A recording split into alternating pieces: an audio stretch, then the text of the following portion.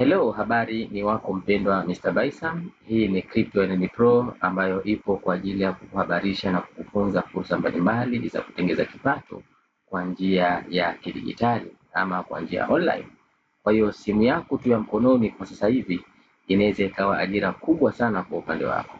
So karibu katika video hii, utajifunza namna ya kutumia robot kwa usahihi kwa ajili ya kufanya biashara ya trading. So you are most welcome. Crypto Island Pro inakufundisha fursa mbalimbali za online. Simu yako ndio ajira yako kwa sasa. Karibu funze nasi kwenye ulimwengu wa kidigitali. Okay, hii ni episode 2. Tunazungumzia kuhusu fursa ya biashara ya trading. Naomba usisahau kulike na kusubscribe ili wa kwanza kupata mwendelezo wa series zetu. Okay, kumbuka sisi tunaonesha tu fursa gani ambayo inaweza ukaitumia kuweza kutengeneza kipato either kwa muda wako wa ziada au muda wako wote. So karibu tujifunze utangulizi wa Royal Q Robot. Okay, so kwanza kabisa tunapaswa kuelewa malengo ya presentation yetu ya leo.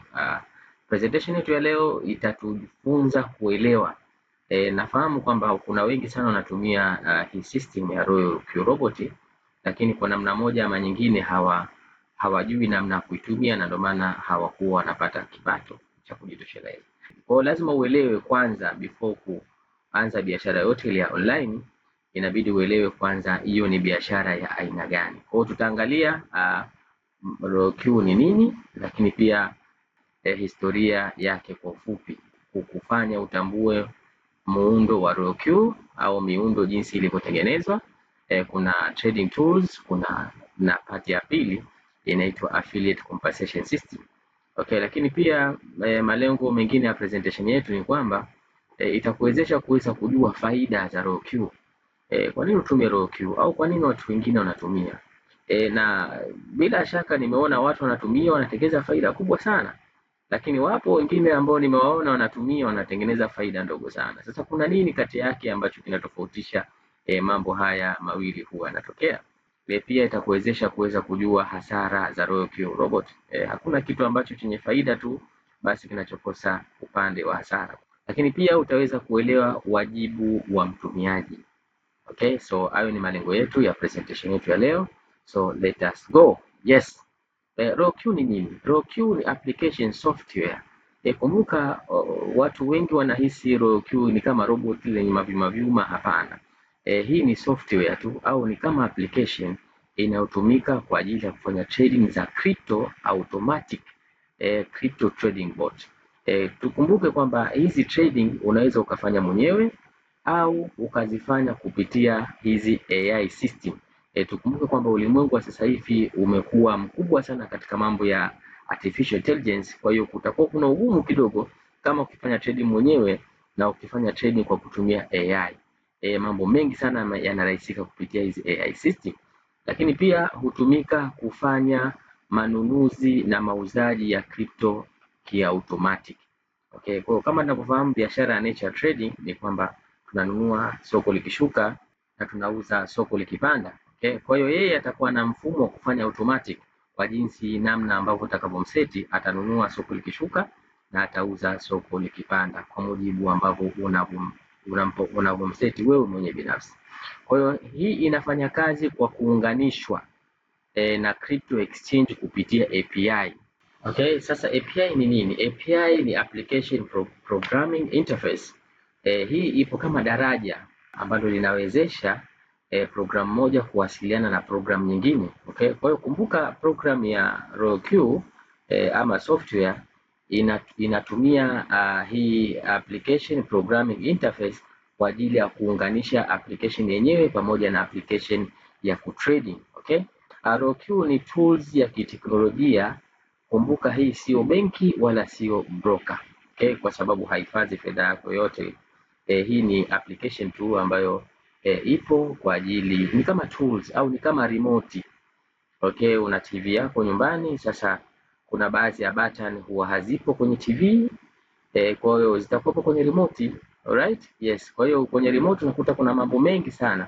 Kwa hiyo hata kwenye hii RoQ robot imekuwa designed katika namna ambayo kuna baadhi ya setup kwenye exchange yenyewe, mfano kama Binance au HTX, Bybit, exchange hizi ambazo zinazotumika kwa ajili ya kufanya trading, kuna baadhi ya setup hazina. Sasa kama hazina, RoQ wametengeneza mfumo ambao umeunganisha setup nyingi kwa ajili ya wewe kuweza kufanya trading ndani ya exchange yako.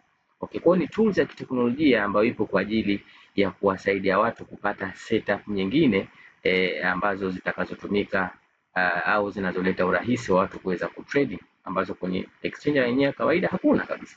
Okay, so hiyo ni RoQ ni nini, lakini historia fupi ya RoQ kwa ufupi sana ni kwamba RoQ imeanzishwa tokea mwaka 2017 kama trading robot ya cryptocurrency. Tukumbuke kutoka 2017 mpaka sasa hivi takriban miaka 9, maana yake baki ya mwaka mmoja tu kutimiza miaka 10. Kwa hiyo kama ni mtaalamu wa biashara, maana yake utaweza kujua kwamba sustainability yake imeweza kuchukua muda mrefu, sasa hivi inakaribia kuingia katika phase za mwisho. Okay, so mwanzilishi alianzisha RoQ anaitwa Mr. Ching Kuang Yang na ilisajiliwa chini ya Royal Quantifying Investment Management. Hii ni kampuni ambayo iliyo na mahusiano na kimataifa, mfano kama address yake ipo California, USA pamoja na Singapore. Okay, so lengo la kuanzishwa ni kurahisisha trading na kuondoa changamoto za emotional katika soko la crypto. Kama ninavyofahamu, miongoni mwa masoko ambayo yako more volatile ikiwemo na soko la cryptocurrency. Kwa hiyo inaleta emotion nyingi sana. Watu wengi wanahisi kwamba kupitia cryptocurrency wanaweza kuwa matajiri kama walivyotajirika watu wengine. So hizi emotional sometimes zinapelekea watu kuweza kuingia pabaya, na ndio maana vikaja robot kwa ajili ya kupunguza hizo emotions za kibinadamu, kwa sababu robot unampa setup, anaenda na kutengenezea biashara kwa mujibu wa trading plan. Kwa hiyo anakuwa na trading plan, ana setup plan unampa, anaingia sokoni, anatengeneza faida na kuletea kama jinsi inavyotakikana. So lakini pia tuhakikishe kwamba au point of notes ni kwamba trading bond zilikuwa zikipanda umaarufu duniani. Okay, katika miaka hiyo 2018, 17, 19 trading bot zilikuwa ziko nyingi, alikuwa na kule marobot ya forex ya kila design. So kutokana na hali hiyo, RoQ ilikuja kama jibu la mahitaji ya automation. Okay, kwa sababu automation ilikuwa ni kubwa, na tunafahamu cryptocurrency ilianza muda mrefu tokea 2009 na iliingia katika hot state katika miaka 2014, 15, 13 baada ya kuanzishwa kwa Ethereum na vitu vingine mbalimbali. Okay, so iko hivyo. Lakini pia kitu cha kuzingatia zaidi, maendeleo ya RoQ. RoQ iliendelea vipi? Kuanzia 2017 RoQ ilianza kuboreshwa taratibu. Kumbuka hii ni tools ambayo watu wananunua. Kwa hiyo kama tools itakuwa haifanyi vizuri, basi maana yake watu watakuwa hawanunui. Kama watu wakiwa hawanunui, maana yake kampuni itakuwa haiwezi kupata faida. Kwa hiyo kampuni yenyewe binafsi inatengeneza software ya RoQ ambayo watu wananunua, alafu software hiyo inakuwa executed katika exchange kupitia API. So watu wanatradia mitaji yao wanaweka kwenye exchange, lakini kupitia RoQ watu wanaweza kucontrol exchange zao. So kuanzia 2017 RoQ ilikuwa inaboreshwa taratibu. Kwa hiyo walikuwa wanajaribu kuchukua namna zote nzuri kuanzia 2017 mpaka leo hii, na ndio maana setup ya RoQ au kama natumia software RoQ, kila muda unakuta unatakiwa kufanya updating kwa sababu inapitia maboresho mbalimbali. So wanafanya hivi ili kwa ajili gani? Kwanza usalama wa API, lakini pia user friendly interface kwa urahisi wa mtumiaji. Kwa hiyo RoQ imetengenezwa katika mfumo ambao ni rahisi, hata mtu ambaye hakuwahi kupita skuli kabisa au mtu ambaye haelewi, basi iweze kuwa rahisi kwa kila mtu ambaye atakayeweza kuitumia. Okay, sio kwa maengineer peke yake au sio kwa watu specific wa aina fulani. Lakini pia automation ya mikakati ya trading inatumia trading tofauti ikiwemo grid trading mbalimbali, ikiwemo matingale utakuja kuona huko mbele, ikiwemo future na nyinginezo. So inatumia mikakati mbalimbali, lakini pia mwaka 2021 mfumo ulipanuka kimataifa. Kwa sababu gani? Kwa sababu before mwaka 2021 RoQ ilikuwa inauza tu maroboti yake, kwa hiyo watu walikuwa hawatangazi. Kwa hiyo kama kuna mtu ana robot la RoQ analifanyia kazi halafu linamtengenezea faida yeye au anapata yeye peke yake, hakukuwa na mfumo yeye kumwambia mwingine, kwa sababu hata kama anamwambia mwingine yeye atakuwa hanufaiki na chochote. Lakini kuanzia 2021 maanake ikaja mfumo wa affiliate 2021, kwa watu wakaanza kushirikishana, kwa maana kwamba ukiwa na robot wewe utalitumia katika namna kukuzalishia faida, lakini sio kukuzalishia faida tu kwa kuwa namna unalitumia, pia ukimhadithia mtu mwingine naye akalinunua, maana yake anakaa chini yako wewe. Kitendo cha kununua tu mtu baada ya kumhadithia, maana yake wewe unakuwa unalipwa, lakini yule mtu kwa kadri anavyozidi kufanya trading, kwa kila profit au faida atakayoipata kuna asilimia kadhaa na wewe utakuwa unapata. Okay, kwa sababu ya affiliate system hiyo ikaleta upanuzi mkubwa sana. RoQ kaboom, ikasambaa kimataifa kwa haraka sana, kwa sababu juu ya mfumo ambao uliokuwa unatumia. Lakini sasa kitu cha kuzingatia, historia hii inaonyesha jinsi RoQ ilivyobadilika kutoka mfumo wa ndani hadi kuwa platform ya kimataifa. Okay, kwa hiyo iko hivyo. Lakini pia sambamba na hilo ni kwamba muundo wa RoQ ukoje? Muundo wa RoQ uko katika sehemu kuu mbili. RoQ ni mfumo wenye sehemu kuu zifuatazo. Ya kwanza kuna trading tools.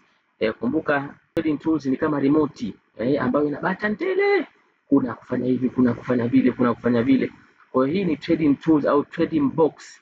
Kama ni fundi wa gari, fundi wa magari, manake una box ambayo ina spana zote, ina tester zote, ina system zote, na kila mfumo ukija mpya juu ya maboresho ya mafundi wa magari, kila mfumo ukija mpya manake tools ile inakuwa unayo kwenye box yako.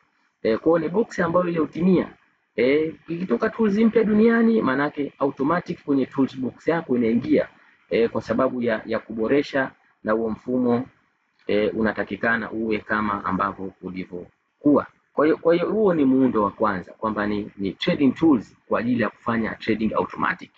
Lakini pia sehemu nyingine ukiacha trading tools, kuna sehemu inaitwa affiliate au compensation system, ni mfumo wa kushirikisha watu. Okay, kwa mifumo hii huwa haingiliani. Unaweza ukatumia RoQ ukasema bwana, mimi sitaki kushirikisha mtu, mimi nataka nitumie mimi kama mimi tu inizalishie faida, basi kwa utatumia wewe, itakuzalisha faida kwa mujibu ambavyo itakufanya trading.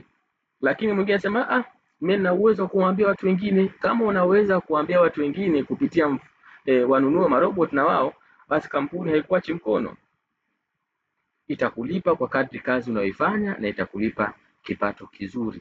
Ni kama vile mtakuwa mnagawana na kampuni faida ya nusu kwa nusu. Okay, so kila sehemu ina malengo.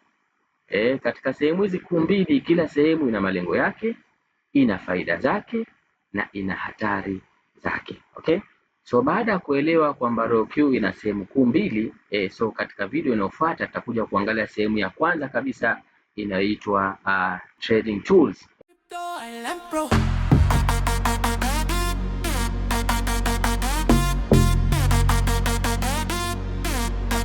Inakufundisha fursa mbalimbali za online.